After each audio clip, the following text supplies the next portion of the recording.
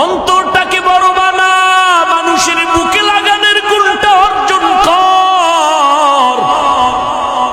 লাথি মারার গুণ তো মদিনার গুণ না, গালি দেওয়ার গুণ তো মদিনার নবীর গুণ না, গালি না দেওয়া মদিনার গুণ। লাথি না দিয়া বুকে লাগাবি মদিনার আদর্শ। যদি বান্দার দিলটা নরম থাকে আলহামদুলিল্লাহ, গরম থাকলে বেশি বেশি রোজা রাখো, মদিনার নবীর উপরে দরুদ পড়ো, দিল ঠান্ডা হয়ে যাবে। এই জমিনে জান্নাতের টিকিট পেয়েছেন 10 জন সাহাবা। আবু বকর জান্নাতের টিকিট পেয়ে মরণ পর্যন্ত শুধু কান্নার আওয়াজ। আমি আল্লাহর আদালতে কেমনে দাঁড়াবো, কেমনে হিসাব দিব। ওমর কাঁদতেছেন, উসমান কাঁদতেছেন, ওই অন্ধকার কবরে আমি কেমনে একা থাকবো। হযরত আলী কাঁদতেছেন, অথচ তাদের নামে জান্নাতের টিকিট রেডি। কয়জন? জোরে কও যুবকেরা। রাতের গভীরে কান্নার আওয়াজ, নবী কান লাগাইয়া নজর করে দেখেন আবু বকর তাহাজ্জুদে কান্না করে। জান্নাতের টিকিট পেয়ে যদি কাঁদেন তো আপনার আমার উপায় কি? ও বাহাদুরেরা, এরে পর্দার আড়ালের আম্মা জানেরা আসেনি? এরে আম্মা জান, ওই জাহান্নামী নারী এমন কোন গুনাহ নাই করে নাই। রাস্তা দিয়া চলতেছেন, হঠাৎ করে নজর করে দেখে রাস্তার কিনারা একটা কুকুর পানির পিপাসায় জিহ্বা বের করে কাঁদতেছে। জাহান্নামী গুনাহগার নারীটার অন্তরে মায়া হলো, দৌড়াইয়া গেল পানি আনার জন্য, কিন্তু কোনো পাত্র নাই। ওই গুনাহগার নারীটার পায়ে ছিল চামড়ার মোজা, মোজাটা খুলে পানি নিচে হাতের নাগালে পায় না, মাথায় ছিল ওড়না লাগানো। ওড়নার মাথা মোজার সাথে গিরা লাগাইয়া এরপরে পুপের থেকে পানি উঠাইয়া কুকুরকে পান করাইয়া দিল। সাথে সাথে গাইবি আওয়াজ, মদিনার নবী বলেন, ও সাহাবায়ে কেরাম শুনো, এত বড় গুনাহগার বান্দিটা শুধু কুকুরকে পানি পান করাইলো আমার আল্লাহর মোহাব্বতের জন্য। পানিটা পান করানোর সাথে সাথে গাইবি আওয়াজ, ও জাহান্নামী গুনাহগার, তোর জীবনের সব গুনাহ মাফ করে দেওয়া হলো। এই জন্য কোন ছোট নেক আমলকে ছোট মনে করে ছেড়ে দিবেন না, কারণ একটা ছোট আমল যদি আল্লাহ কবুল করে দেয় এটাই আপনার জন্য বড় পাওয়া।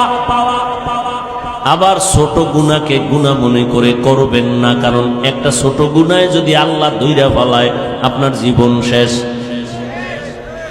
আল্লাহর আর একজন বান্দি জীবনভর নেক আমল করেছে, আগের বান্দি জীবনভর গুনাহ করছে, আর এই বান্দি জীবনভর নেক আমল করেছে।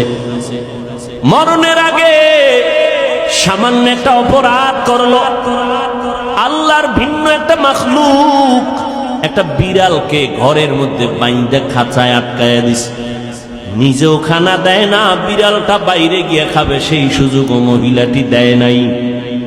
বিড়ালটা খাঁচায় বসে ধুকে ধুকে না খেয়ে মরে গেল। মদিনার নবী বলেন, ও সাহাবায়ে কেরাম, মহিলার জীবনের এত নেক আমল এই সামান্য একটু অন্যায়ের কারণে আল্লাহ সব আমল বরবাদ করে মহিলাকে জাহান্নামী বানায়া দিছে। একটা বিড়ালকে কষ্ট দিলে যদি এই অবস্থা হয়, ও মানুষ, তুমি মানুষ হইয়া মানুষকে কিভাবে কষ্ট দাও? মানুষের ইজ্জত দিয়ে কেমনে তুমি সিনিমিনি করো? মানুষের ইজ্জতের উপরে কেমন হামলা করো? আমার আল্লাহ তো বিচারক আছে, তোমার এত পেরেশানি কেন? সাধারণ মানুষের ইজ্জত নষ্ট করো,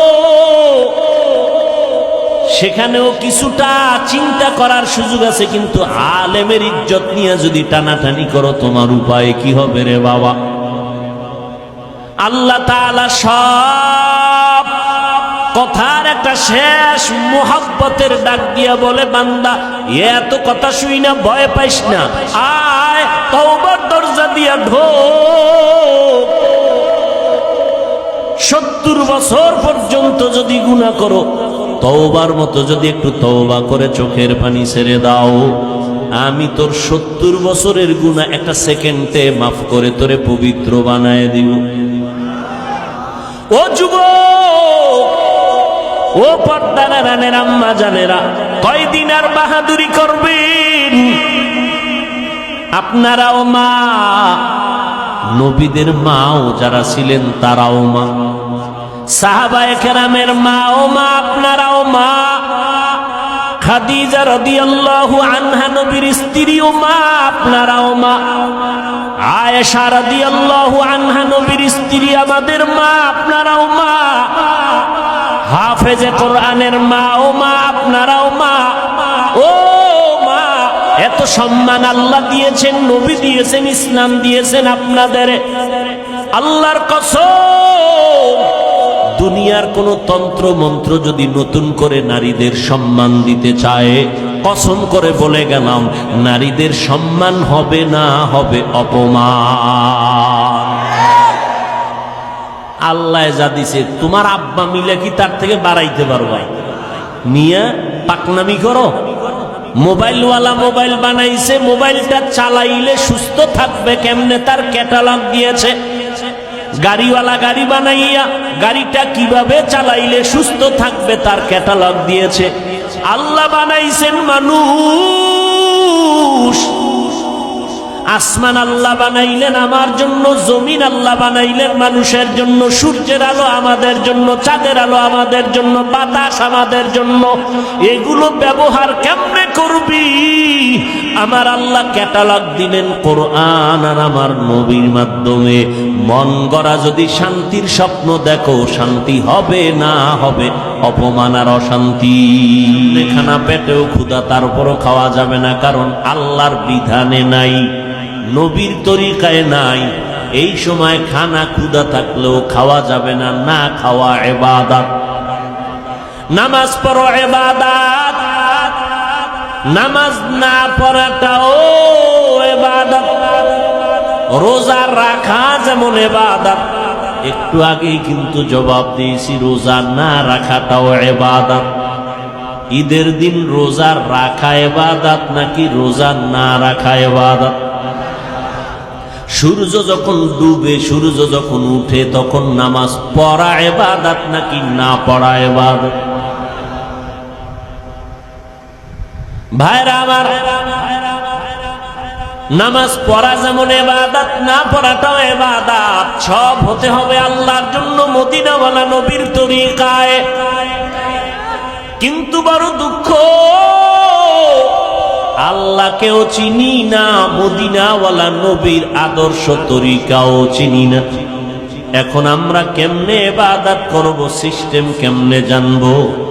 মদিনার নবী এক ঠিকানা দিয়া গেছেন, ওই ঠিকানায় গেলে ইবাদত শিখবা, তরিকাও পাইবা। ওই ঠিকানার নাম হলো উলামায়ে আহলে হকের সোহবত। ইলমে রা'জাজু করদন বেহিসাব, খুলকেরা দাদান জওয়াবে বাসওয়াব, হক না দারাত দোস্তে খলকা জারেরা, নিস্তে ই খসলত একে দিনদারেরা। আল্লাহর জন্য ইবাদত করো, অল্প হলেও নাজাতের জন্য যথেষ্ট। আল্লাহ বেশি আমলের জন্য তোমাকে টাইট করেন নাই, তাকিদ দেন নাই, বরং আল্লাহ কোরআনের এক জায়গায় বলেন, আল্লাযী খালাকাল মাউতা ওয়াল হায়াতা লিয়াবলুয়াকুম আইয়ুকুম আহসানু আমালা। আমি তোমাকে জমিনের মধ্যে পাঠাইছি পরীক্ষা করে, যাচাই করে দেখব কারা উত্তম আমল করে। আকসারু আমালা বলেন নাই, আহসানু আমালা। বেশি আমল আল্লাহ চান না, আল্লাহ চান অল্প আমল, তবে আমলটা হতে হবে আল্লাহর জন্য। ইবাদত কার জন্য? মা খালাকুতুল জিন্না ওয়াল ইনসি বাখা জুজ ইবাদত নিস্তে মাকসুদ আজ্জাহা। আল্লাহর এক বান্দি, নারী না পুরুষ? আল্লাহ তাআলার এক বান্দি, এমন কোন গুনাহ নাই করে নাই, গুনাহের সাগর, জঘন্যতম গুনাহের মধ্যে লিপ্ত হয়ে নারীটার জিন্দেগিটাকে গুনাহের ফাউন্ডেশন বানায় ফেলল। হেদায়েতের মালিক কে? আর জোরে বলেন, মান ইয়াহদিল্লাহু ফাহুয়াল মুহতাদ ওয়া মান ইউদ্লিল ফালান তাজিদা লাহু ওয়ালিয়াম মুরশিদা। আল্লাহ চাইলে হেদায়াত দিবেন তো হয়ে যাবে, আল্লাহ যদি চান না হেদায়াত দিবেন না, সে হেদায়াত পাবে না। আল্লাহ যদি হেদায়াত না দেন, পৃথিবীর কারো ক্ষমতা নাই তাকে হেদায়াতের দরজা দিয়ে ঢুকাবেন। ভাইরা আমার, আমার নবী যার কোনো তুলনা নাই, যেই নবীর মতো নবী নাই। কেমন নবী আমার, যে নবীর চেহারা মোবারকে একটা নজর দিলে দীর্ঘদিনের ক্ষুধা নিবারণ হয়ে যায়। আরো আস্তে করে বলেন, কেমন নবী আমার। কপাল বড় খারাপ, আমরা সেই নবীরে চিনলাম না, বহু বিধর্মীরা চিনে চিনে আজ কালেমা পড়েছি। মুসলমানের ঘরে জন্ম নিয়ে নবীকে চিনলি না রে যুবক। যদি নবীকে চিনতে রে বাবা, ওই নবীর আদর্শ জবাই করতা না, বেঈমানের পা চাটা গোলাম হইতা না। কেমন মায়ার নবী আমার, 23 বছরে এমন এক আদর্শ নবী রেখে গেলেন, কিয়ামত পর্যন্ত নতুন কোন আদর্শের প্রয়োজন হবে না। আমার নবীর আদর্শই পাওয়ারফুল এবং পারফেক্ট, কিয়ামত পর্যন্ত কোনো সংশোধনী লাগবে না। যদি কোনো মুনাফিক আওয়াজ দিয়ে কয় সেই 1500 বছর আগের ইসলামটাকে একটু মডিফাই করা দরকার, সেই মুহাম্মদের 1500 বছর আগের পুরানো আদর্শ একটু চেঞ্জ করা দরকার, জুতা হাতে নিয়ে জানায় দাও রে বেঈমান, তোর বিবেকটাকে পরিশুদ্ধ করা লাগবে, চেঞ্জ করা লাগবে। মুহাম্মদের আদর্শ কিয়ামতের আগে চেঞ্জ করার প্রয়োজন হবে না। এই কোন ইহুদি, কোন খ্রিস্টান, কোন হিন্দু, কোন বৌদ্ধ, কোন বিধর্মী আজ পর্যন্ত বলার সাহস পায় নাই মুহাম্মদের আদর্শকে চেঞ্জ করো। কে পেয়েছে? ইসলামের ব্যানারওয়ালা একদল মুনাফিকরা বলে 1500 বছর আগের সেই ইসলামকে মডিফাই করা দরকার।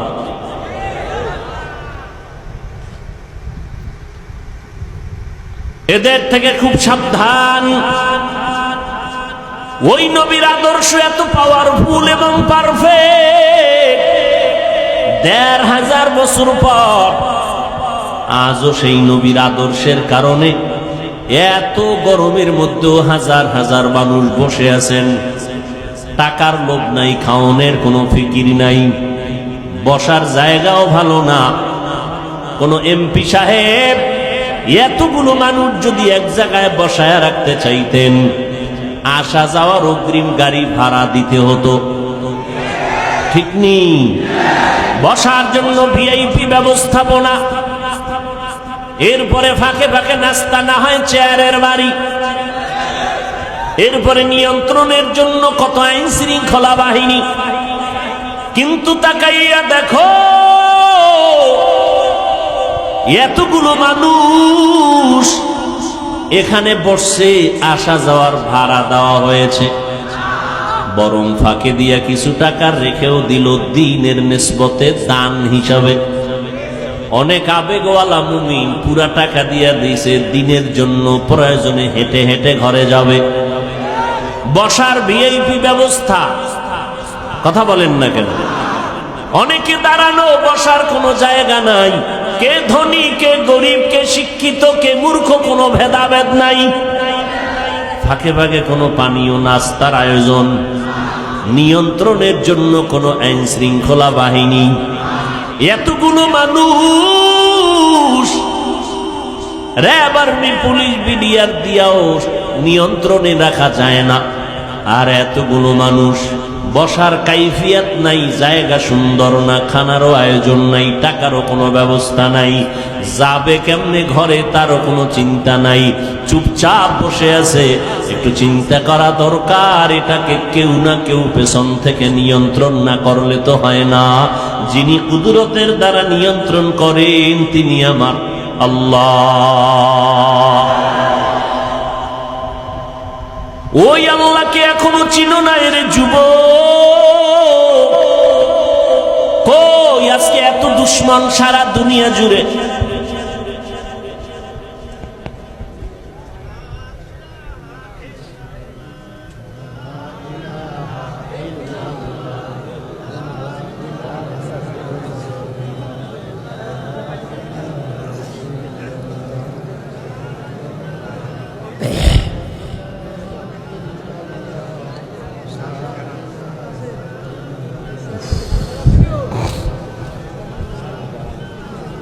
অন্ধকারে পালায় রওনা দিয়েছেন, হাসেন আবার। আমার তো লজ্জা লাগে যে আপনার অন্তরে ভয় আসলো না, অন্ধকারে পালায় যাবেন, এটা কোন অভ্যাস?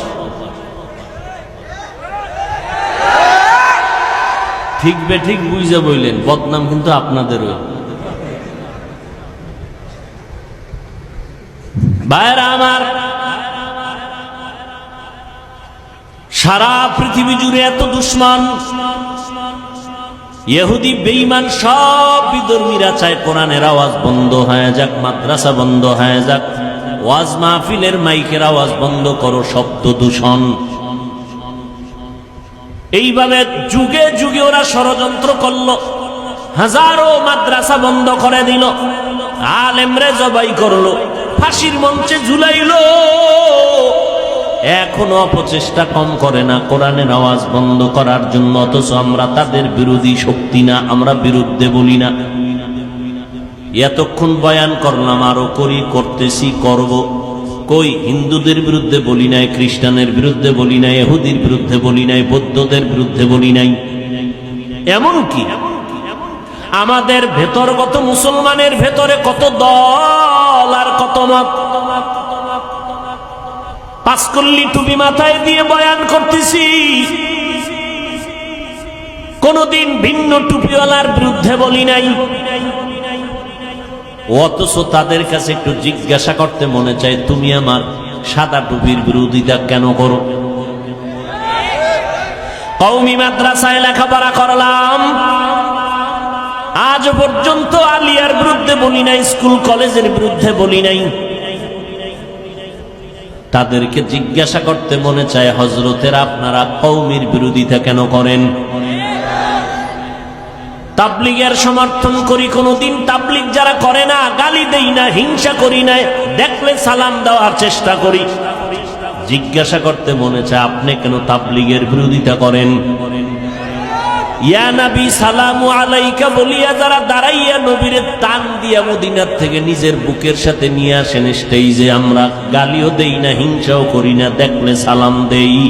কিন্তু জিজ্ঞাসা করতে মনে চায়, আমরা যারা ইয়া নবী সালামু আলাইকা বলি না, আপনাকেও খারাপ জানি না, আপনি কেন আমাকে খারাপ জানেন? এত বয়ান করি, একটা ইচ্ছা করে কাউকে আঘাত করার মূলক কোনো কথা বলি না। দুই একটা কথা যদি অনিচ্ছায় হয়ে যায়, আল্লাহর কাছে বারবার ক্ষমা চাই। বয়ানের শেষে মোনাজাতে তওবা করি, ক্ষমা চাই। কারণ যে যেই লাইনেই হই না কেন, এখানে কত লাইনের মানুষ, কেউ সাদা টুপি, কেউ কালো টুপি, কেউ বসে নবীরে সালাম দেয়, দরুদ পড়ে, কেউ দাঁড়ানো, কেউ কওমি, কেউ আলিয়া, কেউ চরমনাই, কেউ তাবলিগ, আছে না? কিন্তু আমাদের দিনের তামান্না এবং অন্তর বড়, আমরা সব কথার একটা কথা দিয়ে দিলটারে সান্ত্বনা দেই। কে চরমনাই, কে উজানি, কে বাহাদুরপুর, কে নানুপুর, কে তাবলিগ, কে কোন দলের মানুষ, কে কোন টুপি পরে জানার দরকার পড়ে না। আমগো জানার একটাই পর দরকার হলো, আমরা যে যেই লাইনে থাকি আমরা সবাই আল্লাহর গোলাম, মদিনাওয়ালা নবীর উম্মত, মুসলমান। কি অন্তরে জায়গা দিতে মন চায় না? না, কি পরিমাণ অন্তর লয়ে ঘুরেন যে আমগো মতো বান্দারে দেখলেই চান্দি গরম। কি অন্তর এত ছোট কেন? পুঁটি মাছ খান না? বড় মাছ খাবেন, মাছের মাথা খাবেন, দিল বড় হবে। আমি পাঁচকল্লি মাথায় দিয়ে আপনাকে তো গালি দিই নাই, আপনার গালি কেন? ও গালি দেওয়া সুন্নত না? কি আপনার পীর সাহেবের সুন্নত না মদিনার সুন্নত? এরে যুবক, অন্তরটাকে বড় বানা, মানুষের বুকে লাগানোর গুণটা অর্জন কর। লাথি মারার গুণ তো মদিনার গুণ না, গালি দেওয়ার গুণ তো মদিনার নবীর গুণ না, গালি না দেওয়া মদিনার গুণ। লাথি না দিয়ে বুকে লাগাবি মদিনার আদর্শ।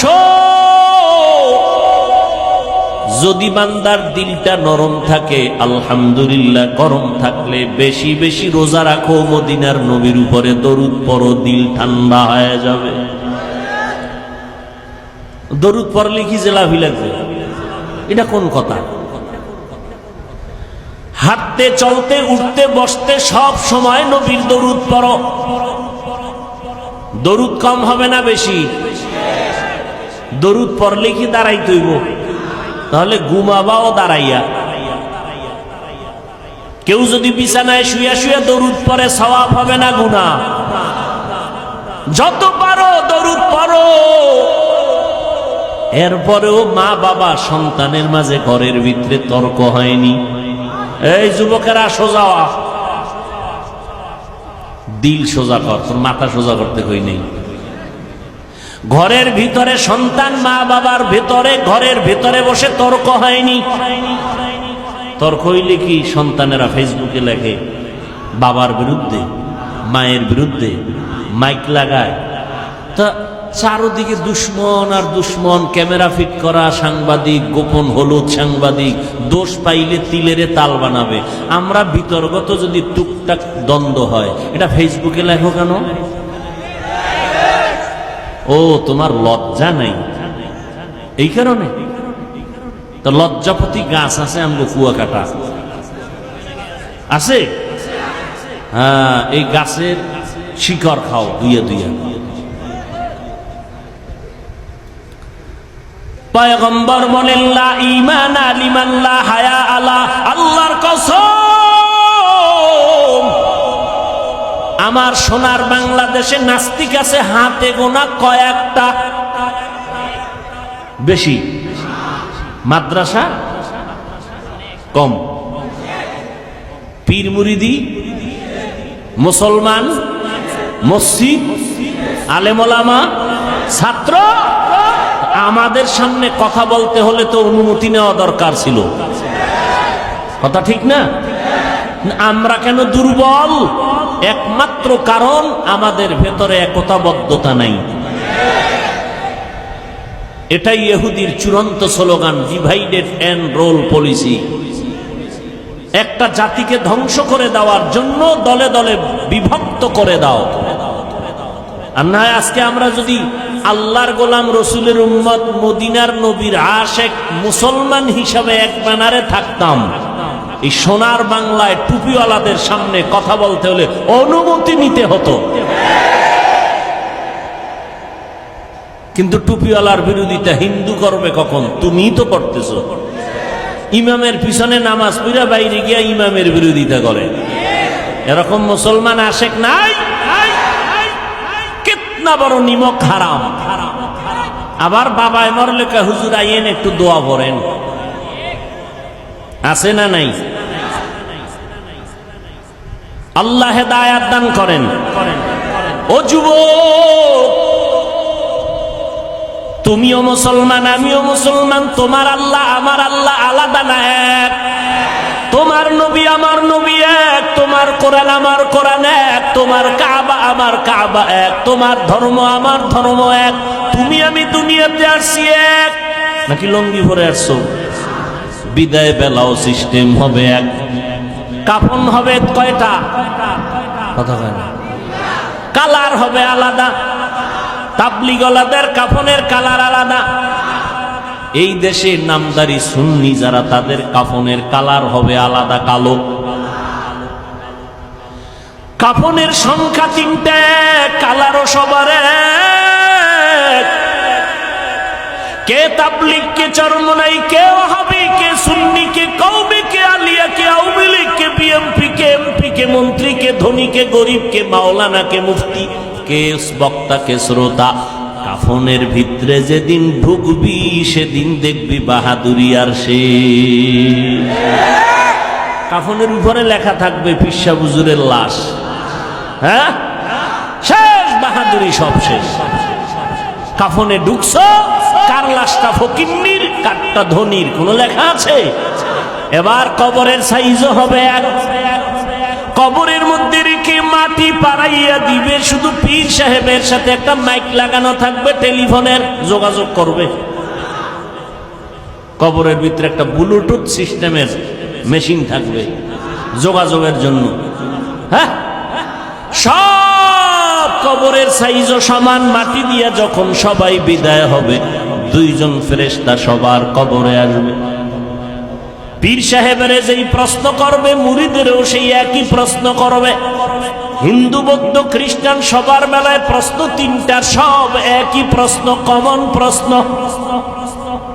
রবের পরিচয় দাও, ধর্মের পরিচয় দাও, রাহমাতুল লিল আলামিনের পরিচয় দাও। তুমি কয় টাকার মালিক, কত এলেমওয়ালা, জানার দরকার। প্রশ্ন 3টা। পরীক্ষা চলতেছে না ছেলেরা এখন? ও যুবক, দুনিয়ার পরীক্ষার প্রশ্নপত্র ফাঁস হইয়া গেলে আগুন জ্বলে সবার অন্তরে। প্রশ্নপত্র ফাঁস হয়ে গেল, পরীক্ষার মান দুর্বল হয়ে গেছে। আমার মাওলার সিস্টেমটা কি তাকায় দেখবে যুবক। আমার আল্লাহ কবরের 3টা প্রশ্ন ফাঁস করে দিলেন। 3 প্রশ্ন সবাই জানায় দিলেন, আল্লাহ জানায় দিলেন। ও হিন্দু, তোমারও 3 প্রশ্ন, মুসলমান তোমারও 3 প্রশ্ন। প্রশ্ন 3টাই সমান। জানাইয়া দেওয়ার পরেও যদি কবরে গিয়া জবাব দিতে না পারো, একটু চিন্তা কর ফিডার ওজনটা কত কঠিন। প্রশ্নপত্র ফাঁস করার পরেও যদি জবাব দিতে না পারো, জবাব কে দিতে পারবে? যে পারবে সে জান্নাত পেবে, যে পারবে না সে পাবে না। কে পারবে? আমি হুজুর। কোনো গ্যারান্টি নাই, কারণ এই জমিনে জান্নাতের টিকিট পেয়েছেন 10 জন সাহাবা। আবু বকর জান্নাতের টিকিট পেয়ে মরণ পর্যন্ত শুধু কান্নার আওয়াজ। আমি আল্লাহর আদালতে কেমনে দাঁড়াবো, কেমনে হিসাব দিব। ওমর কাঁদতেছেন, উসমান কাঁদতেছেন। ওই অন্ধকার কবরে আমি কেমনে একা থাকবো। হযরত আলী কাঁদতেছেন, অথচ তাদের নামে জান্নাতের টিকিট রেডি। কয়জন? জোরে খাও যুবকেরা। রাতের গভীরে কান্নার আওয়াজ। নবী কান লাগাইয়া নজর করে দেখেন আবু বকর তাহাজ্জুদে কান্না করে। জান্নাতের টিকিট পেয়ে যদি কাঁদেন, তো আপনার আমার উপায় কি? ও বাহাদুরেরা, এরে পর্দার আড়ালের আম্মা জানেরা আসেনি? এরে আম্মা জান, ওই জাহান্নামী নারী এমন কোন গুনাহ নাই, করে নাই। রাস্তা দিয়া চলতেছেন, হঠাৎ করে নজর করে দেখে রাস্তার কিনারা একটা কুকুর পানির পিপাসায় জিহ্বা বের করে কাঁদতেছে। জাহান্নামী গুনাহগার নারীটার অন্তরে মায়া হলো, দৌড়াইয়া গেল পানি আনার জন্য, কিন্তু কোনো পাত্র নাই। ওই গুনাহগার নারীটার পায়ে ছিল চামড়ার মুজা, মুজাটা খুলে পানি নিচে, হাতের নাগালে পায় না, মাথায় ছিল ওড়না লাগানো, ওড়নার মাথা মুজার সাথে গিরা লাগাইয়া এরপরে কূপের থেকে পানি উঠাইয়া কুকুরকে পান করাইয়া দিল। সাথে সাথে গাইবি আওয়াজ, মদিনার নবী বলেন, ও সাহাবায়ে কেরাম শুনো, এত বড় গুনাহগার বান্দিটা শুধু কুকুরকে পানি পান করাইল আমার আল্লাহর মহব্বতের জন্য। পানিটা পান করানোর সাথে সাথে গাইবি আওয়াজ, ও জাহান্নামী গুনাহগার, তোর জীবনের সব গুনাহ মাফ করে দেওয়া হলো। এই জন্য কোন ছোট নেক আমলকে ছোট মনে করে ছেড়ে দিবেন না, কারণ একটা ছোট আমল যদি আল্লাহ কবুল করে দেয় এটাই আপনার জন্য বড় পাওয়া। আবার ছোট গুনাহকে গুনাহ মনে করে করবেন না, কারণ একটা ছোট গুনাহে যদি আল্লাহ ধইরা ফেলায় আপনার জীবন শেষ। আল্লাহর আর একজন বান্দি জীবনভর নেক আমল করেছে, আগের বান্দি জীবনভর গুনাহ করছে, আর এই বান্দি জীবনভর নেক আমল করেছে।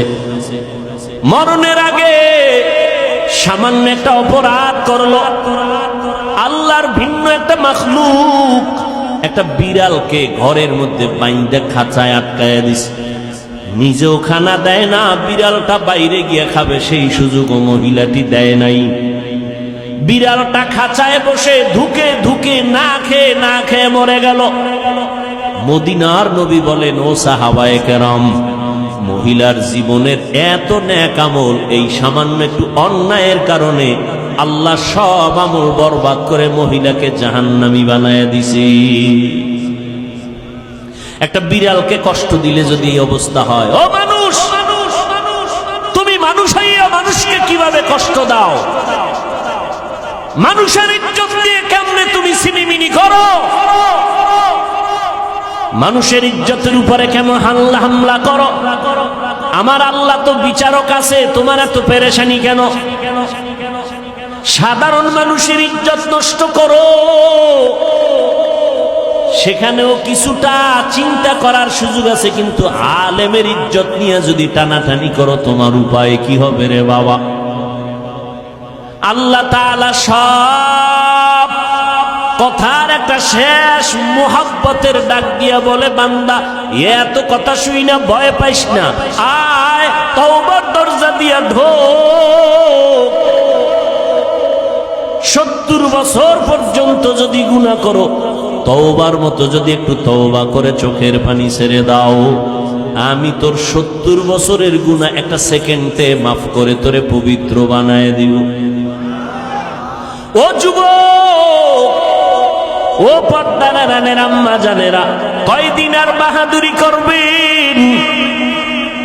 আপনারাও মা, নবীদের মাও যারা ছিলেন তারাও মা, সাহাবায়ে কেরামের মাও মা, আপনারাও মা। খাদিজা রাদিয়াল্লাহু আনহা নবীর স্ত্রীও মা, আপনারাও মা। আয়েশা রাদিয়াল্লাহু আনহা নবীর স্ত্রী, আমাদের মা, আপনারাও মা। হাফেজে কোরআনের মা ও মা, আপনারাও মা। ও মা, এত সম্মান আল্লাহ দিয়েছেন, নবী দিয়েছেন, ইসলাম দিয়েছেন আপনাদের। আল্লাহর কসম, দুনিয়ার কোন তন্ত্র মন্ত্র যদি নতুন করে নারীদের সম্মান দিতে চায়, কসম করে বলে গেলাম, নারীদের সম্মান হবে না, হবে অপমান। আল্লাহ যা দিছে, তোমার আব্বা মিলে কি তার থেকে বাড়াইতে পারবা? মিয়া পাকনামি করো। মোবাইলওয়ালা মোবাইল বানাইছে, মোবাইলটা চালাইলে সুস্থ থাকবে কেমনে তার ক্যাটালগ দিয়েছে। গাড়িওয়ালা গাড়ি বানাইয়া গাড়িটা কিভাবে চালাইলে সুস্থ থাকবে তার ক্যাটালগ দিয়েছে। আল্লাহ বানাইছেন মানুষ, আসমান আল্লাহ বানাইলেন আমার জন্য, জমিন আল্লাহ বানাইলেন মানুষের জন্য, সূর্যের আলো আমাদের জন্য, চাঁদের আলো আমাদের জন্য, বাতাস আমাদের জন্য। এগুলো ব্যবহার কেমনে করবি? আমার আল্লাহ ক্যাটালগ দিলেন কোরআন আর আমার নবীর মাধ্যমে। মন গড়া যদি শান্তির স্বপ্ন দেখো, শান্তি হবে না হবে অপমান আর অশান্তি। এত দুশ্মন, চতুর্মুখী দুশ্মন আমাদের বিরুদ্ধে। বেঈমানেরাও দুশ্মনী করে, ঘরের মধ্যে মুসলমান ব্যানার লাগাইয়াও দুশ্মনী করে। তাবলীগ বন্ধ করে দাও, জিকির বন্ধ করে দাও, অমুক আল্লাহওয়ালারে বন্ধ করে দাও, বায়ান বন্ধ করে দাও। এরকম মুনাফিক আমাদের মাঝে অভাব নাই। এবার আপনারা বলেন, এত দুশ্মনীর মাঝেও আল্লাহর শুকর, আমরা যারা নবীর তরিকা মানিয়া সুন্নত অনুযায়ী চলি, আমগো সম্মান কমতেছে নাকি বাড়তেছে? আর কেমনে দেখাইলে আপনারা সুন্নত মানবেন? আর কিভাবে বললে রসুলের সুন্নত মানবেন? ও যুবক, নবীর সুন্নতের থেকে আরো কোনো ভালো আদর্শ আছে কিনা বলো, তাহলে আমি নবীরটা বাদ দিয়া তুমি দাও, আমি সেটা গ্রহণ করব। নবীরটা ভালো না হয়ে যদি আরো কারোটা ভালো হয় দাও, আমি নবীরটা বাদ দিয়া তোমার সেটা গ্রহণ করব। দাও, তুমি কেন? পৃথিবীর কেউ পারেনি, পারবে না। এক কথায় বলে দেই, পৃথিবীর কিয়ামত পর্যন্ত যত আদর্শ আসবে আসছে, সবগুলো না পাপ।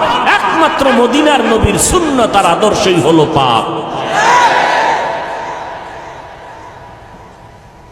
অতএব তুমি নবীর সুন্নাত মানবা না তো হিন্দুরা মানবে। আমার নবীর তরিকা, কেমনে চুল কাটবা, কেমনে চুল রাখবা, নবীর সুন্নাত নাই। নবীরটা ভাল লাগে না? বেঈমানের পা চাটো, আবার দাবি করো আশেকে রসুল। লজ্জা করে না? লজ্জাপতি গাছের শিকড় খা।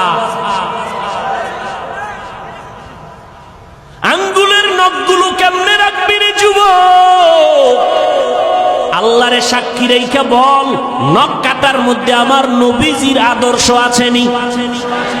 বেঈমানেরটা মানো কেন? মোহাম্মদেরটা ভাল লাগে না, আবার আশেকে রসুল দাবি করো। এই চাপাবাজির ভ্যালু কি? আমার নবীর সুন্নত, পানিটা কেমনে পান করবা সেখানেও নবীর সুন্নত, জুতা দুইটা কেমনে পায়ে পরবা সেখানেও নবীর সুন্নত, জামাটা কেমনে খুলবা পরবা সেখানেও নবীর সুন্নত। মানলে তুমি সুন্নি, মানবা না তুমি নবীর বড় দুশমন। তোমার পোশাকের মধ্যে নবীর সুন্নত কই? তোমার আঙ্গুলের নখ কাটার ভেতরে নবীর তরিকা কই? জীবনে ঘড়িয়াতে দেই না, ওয়াজের কারণে টাইম দেখা লাগে, এই জন্য মাঝে মাঝে দেই, তাও ডান হাতে দেই। বাদশা হারুন রশিদের যুগে ঘড়ির জন্ম, এর আগে ঘড়ি ছিল না এই সিস্টেমে। ডান হাতে দেই কেন? ছাত্র জীবনে ওস্তাদ বলেছেন সেই ছোটবেলা, এই ছেলে বাম হাতে ঘড়ি দিবি না যদি কখনো দাও, কারণ কোন মুরব্বী যদি তোর ওস্তাদ সমতুল্য কয় টাইম কত, বাম হাতটা সামনে নিবি না ডান হাতটা নিবি। গুনাটুনা কিছু নাই, কিন্তু আদবের একটা বিষয় আছে, কোনো গুনাটুনা নেই। ভাইরা আমার, আর তুমি শিক্ষকের সামনে বিড়ি টানো না, হাসো কেন? লজ্জা করে না? কানতে থাক বেটা, কানতে থাক। শিক্ষকের সামনে বিড়ি টানে, মোবাইলে কথা বলে, আরো কত অপরাধমূলক কাজ করে, কোনো সীমা নাই। এখনো এত বড় বক্তা হইয়াও চেষ্টা করি ওস্তাদ পাইলেই জুতা দুইটা হাতের মধ্যে নিয়ে টানি। মা বাবার জুতা এখনো ধুইয়া দেই। কি শিখেছ? আদব কি শিখেছ? রাস্তা দিয়ে হাঁটলে কোনো মুরব্বীর পাশে যদি থাকি, সূর্যের ছায়া পড়লে চেষ্টা করি আমার ওই মুরব্বীর ছায়ার উপরে যেন আমার পাও না পড়ে। এটা গুনাটুনা কিছু না, যত আদব দেখাবো তত আল্লাহ খুশি হবেন। আর মায়ের সামনে বাবার সামনে মোবাইল চালাও, টেলিভিশন দেখো, নাচ গান দেখো, লজ্জা করে না? ঘড়িটা হাতে দিয়া বাম হাতে দৌড়াও, বান্ধবী নিয়ে আড্ডা দিতেছো, মা বাবার সামনে লজ্জা করে না? কয় কিসের লজ্জা, আব্বা আম্মাও তো এই পথের যাত্রী। ও আম্মা জান, আপনার ছেলেটাকে ডাক্তার বানাবেন, কলিজা দিয়া দোয়া করে গেলাম, ইঞ্জিনিয়ার বানাবেন, প্রফেসর বানাবেন, এসপি বানাবেন, তবে দাবি হলো বেয়াদব বানাবেন না। আপনার সন্তানের ব্যবহারে যেন কোনো আলেম কষ্ট না পায়, আপনার সন্তানের আচরণে এলাকার কোনো মুরব্বী যেন কষ্ট না পায়, আপনার সন্তানের আচরণে যেন সবাই দোয়া করে। আরে এমন আদর্শ সন্তান যদি বানাইতে হয়, আব্বা আম্মাকে আগে আদর্শওয়ালা হওয়া দরকার। ও যুবক, পেছনের গুনার থেকে এখনো সুযোগ আছে, তওবা করো। নবীর তরিকার মালা গলায় লাগাও, দাড়িটা লম্বা করো, 5 বেলার নামাজ পড়ো, মা বাবার খেদমত করে দোয়া নাও, আলেম ওলামাদের দোয়া নিয়ে আমল শুরু করে দাও। তোমার মতো যুবক, আমি বলি না আমগো মতো হুজুর হও না, একবারও না। তুমি যেই লাইনেই আছো ওই লাইনে থাকিয়া নবীর তরিকা মতে চলো, নামাজ পড়ো। তোমার মতো যুবক সন্তান স্কুল কলেজে পড়ে, 5 বেলার নামাজি, মিথ্যা বলবা না, বলো আছে না নাই? তুমি পারো না কেন? আগামীকালকে ওই ছেলে মেয়েদের পাও ধোয়া পানি নিয়ে খালি পেটে 3 বার পান করবা, যে তোরা স্কুল কলেজে পড়ো, নামাজ পড়ো, আমি কেন পারি না, কপাল খারাপ, আব্বা আম্মার বরদোয়া লাগছে আমার কপালে। ও যুবক, তোমার মতো যুবক সন্তান তাকায়া দেখো, র্যাব আর্মি পুলিশ বিডিআরের চাকরি করে দাড়িওয়ালা নামাজি আছে না নাই? তুমি কেন পারবা না? মই নদীর মধ্যে মাছ ধরে, নামাজ ছাড়ে না, জমিনে কৃষি কাজ করে, নামাজ ছাড়ে না, তুমি কেন পারো না? এর আম্মা জান, আপনার মতো কত মা এলাকায় দেখবেন এখনো 5 বেলার নামাজ পড়ে, তাহাজ্জুদও পড়ে নাই। এরে আম্মা জান, কেন আপনি পারবেন না? ভালো সন্তান যদি চান, আপনাকে ভালো হতে হবে। ভালো ফল খাইতে চাইলে গাছকে ভালো করতে হবে, ভালো গাছ থেকেই ভালো ফল আসবে। এরে আম্মা জান, এখনো সময় আছে, তওবা করেন।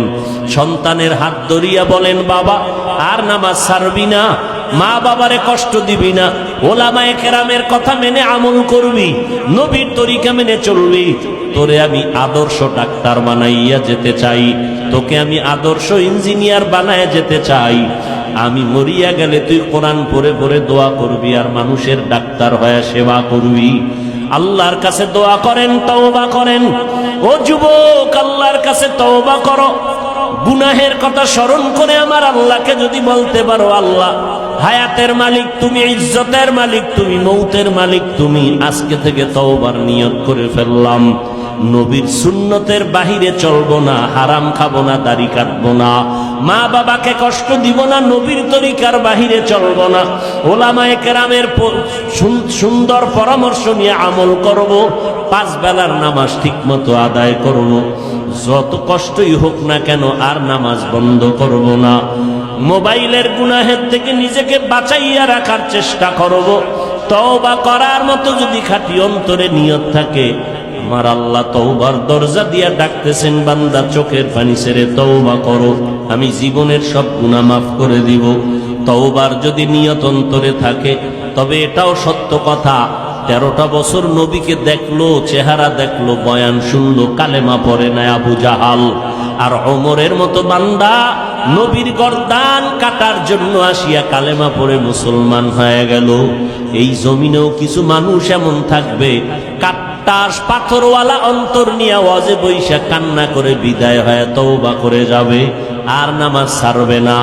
আবার ওই আবু জাহালের মতো পাথরওয়ালা অন্তর, হাজারো বয়ান শোনার পরেও সে কখনো তওবার নিয়ত করবে না। মন শয়তানের ধোকায় পড়ে বলবে, এত ইবাদত করে কি লাভ, এত সুন্নাত মানিয়া কি লাভ। কপাল পোড়া হইয়া আবার ওয়াজের প্যান্ডেল থেকে বিদায় হবে। তবে যাদের অন্তর তৈরি হয়ে গেছে তওবা করার জন্য, গলায় ছুরি আসলে মরে যাবে আর নামাজ ছাড়বো না, বেপরদায় চলবো না, দাড়ি কাটবো না, মা বাবারে কষ্ট দিব না, নবীর তরিকার বাহিরে চলবো না, ওলামায়ে আহলে হকের পরামর্শ নিয়ে চলবো। তওবা করার মতো যদি কারো নিয়ত হয়, খাঁটি তওবার নিয়তে 2 হাত আমার আল্লাহকে দেখাইয়া দাও। আয় আল্লাহ হাতগুলো কবুল করে নেন, তওবা কবুল করে নেন, তওবার উপরে মজবুত হইয়া চলার মতো তৌফিক দান করেন, আমিন। আলহামদুলিল্লাহি রাব্বিল আলামিন, والصلاة والسلام على سيد الأنبياء والمرسلين وعلى آله وأصحابه أجمعين يا أرحم الراحمين يا أرحم الراحمين يا أرحم الراحمين رب ارحمهما كما ربياني صغيرا اللهم إنك عفو كريم تحب العفو فاعف عنا اللهم إنا نسألك رضاك والجنة ونعوذ بك من سخطك والنار اللهم إنا نعوذ بك من البرص والجنون والجذام وسيء الأسقام উদয়ার মালিক গুনাহের বোঝা নিয়ে আপনার দরওয়াজায় হাজির। দুনিয়াতে যেদিন আসছিলাম কত পবিত্র, মা বাবা কত আনন্দ করেছিলেন, আজ শয়তানের ধোকায় পড়ে সেই জীবনটাকে গুনার দ্বারা নাপাক করে ফেলেছে। গুনার কারণে আমার হাত নাপাক, আমার চোখ নাপাক, আমার জিহ্বা নাপাক, আমার নাক। আয় আল্লাহ, তওবার নিয়তে হাত তুলেছি, আর গুনাহ করব না রে আল্লাহ। মেহেরবানি করে আমাদের জীবনের গুনাহগুলো মাফ করে দেন আল্লাহ। সারা দুনিয়াবাসীকে মাফ করে দেন, পর্দার আড়ালের মা বোনদের মাফ করে দেন আল্লাহ। সুন্নাতওয়ালা জিন্দেগি আমাদের দান করেন। আয় আল্লাহ, সারা দুনিয়াবাসীকে মাফ করে দেন, বাংলাদেশ শান্তির দেশ বানায় দেন, প্রশাসনিকভাবে যারা কাজ করে দিনদার বানায় দেন, জনপ্রতিনিধির দায়িত্ব যারা পালন করে দিনদার বানায় দেন।